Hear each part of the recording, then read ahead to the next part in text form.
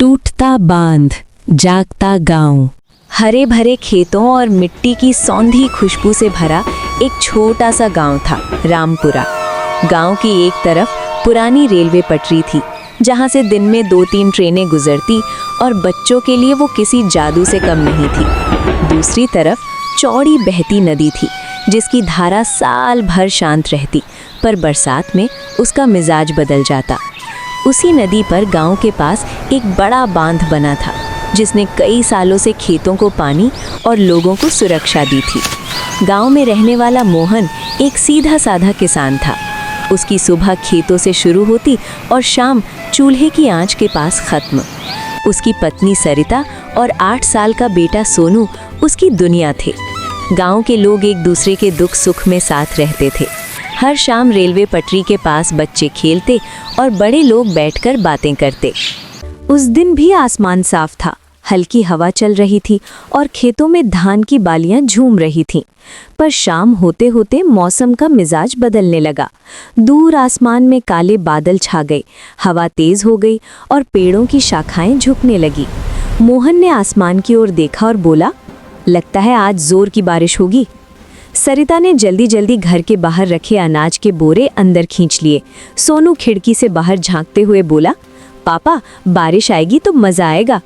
मोहन मुस्कुराया, पर उसके चेहरे पर हल्की चिंता थी। पिछले साल भी तेज़ बारिश से नदी का पानी बढ़ गया था, लेकिन बांध ने सबको बचा लिया था। रात होते होते बारिश शुरू हो गई। पहले हल्की बूंदें, फिर तेज़ धार, और देखते ही देखते मूसलाधार बारिश होने लगी। बिजली चमकती और आसमान गरजता। गांव के लोग अपने अपने घरों में दुबक गए। रेलवे पटरी के पास पानी जमा होने लगा और नदी का जलस्तर तेजी से बढ़ने लगा। रात के करीब 12 बजे गांव के चौकीदार रामलाल ने ढोल बजाना शुरू किया। सुनो सब लोग सुनो, नदी का पानी बहुत बढ़ गया है, बांध पर दबाव है। लोग घबराकर बाहर निकले। बारिश थमने का नाम नहीं ले रही थी।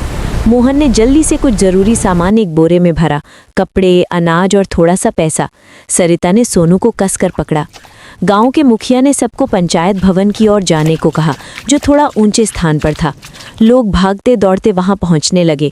पानी धीरे धीरे गलियों में भरने लगा। कुछ ही देर में घुटनों तक पानी आ गया। रात किसी तरह बीती। सुबह जब लोगों ने बाहर झांक कर देखा तो उनकी सांसें थम गईं। पूरा गांव पानी में डूबा हुआ था। खेत, घर, रास्ते, सब कुछ पानी के नीचे। रेलवे पटरी भी आधी डूब चुकी थी और नदी का पानी बांध के ऊपर तक पहुंच गया था। अगर बांध टूट गया तो सब कुछ बह जाएगा, किसी ने डरते हुए कहा। मोहन ने दूर बांध की तरफ देखा। पानी उफान पर था और बांध की दीवार से पानी रिसता हुआ दिख रहा था। गांव में अफरा तफरी मच गई। कुछ लोग पेड़ों पर चढ़ गए, कुछ छतों पर। बच्चे रो रहे थे, बुजुर्ग दुआएं कर रहे थे। मोहन ने सरिता से कहा, डरना मत, हम सब साथ हैं। घंटों बीत गए। पानी कम होने के बजाय और बढ़ता जा रहा था। तभी दूर से एक आवाज़ सुनाई दी, मोटर बोट की आवाज़। सबने उधर देखा। नदी की तरफ से बचाव दल की नावें आ रही थीं। सरकारी राहत टीम को रात में ही खबर मिल गई थी। वे सुबह सुबह नाव लेकर पहुंचे। एक एक करके लोगों को नाव में बैठाया जाने लगा। पहले बच्चों और बुजुर्गों को निकाला गया। मोहन ने सोनू और सरिता को नाव में बैठाया और खुद आखिर में चढ़ा। गांव के लोग डरे हुए थे, पर बचाव दल की टीम उन्हें भरोसा दिला रही थी। घबराइए मत, सबको सुरक्षित जगह ले जाया जाएगा, एक अधिकारी ने कहा। नाव धीरे धीरे पानी में डूबे गांव के बीच से गुजर रही थी। मोहन ने पीछे मुड़कर अपने घर की ओर देखा। छत का बस एक कोना दिख रहा था।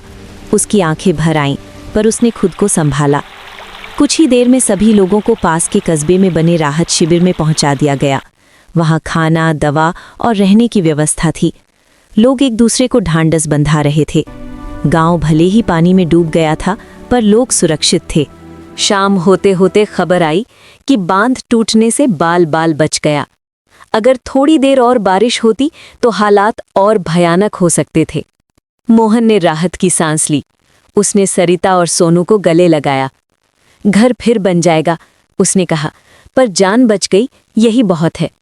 कुछ दिनों बाद बारिश थमी और पानी उतरने लगा। गांव के लोग धीरे धीरे वापस लौटे। घरों को नुकसान हुआ था, खेत बर्बाद हो गए थे, पर हौसला जिंदा था। सबने मिलकर सफाई शुरू की। टूटी दीवारें फिर खड़ी होने लगी। बच्चों की हंसी फिर सुनाई देने लगी। रेलवे पटरी के पास खड़े होकर सोनू ने कहा, पापा, हमारा गांव फिर से पहले जैसा हो जाएगा ना? मोहन ने मुस्कुराकर उसके सिर पर हाथ फेरा। हाँ बेटा, हम सब मिलकर इसे फिर से बसाएंगे। और सच में कुछ ही महीनों में रामपुरा फिर से हरा भरा हो गया।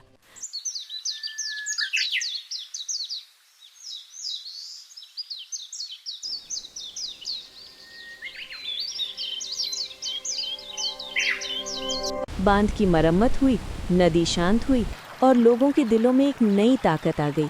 मुसीबत चाहे कितनी भी बड़ी हो, अगर सब साथ हों तो हर संकट पार किया जा सकता है। उस रात की तेज बारिश और डूबते गांव की याद आज भी लोगों के दिलों में है।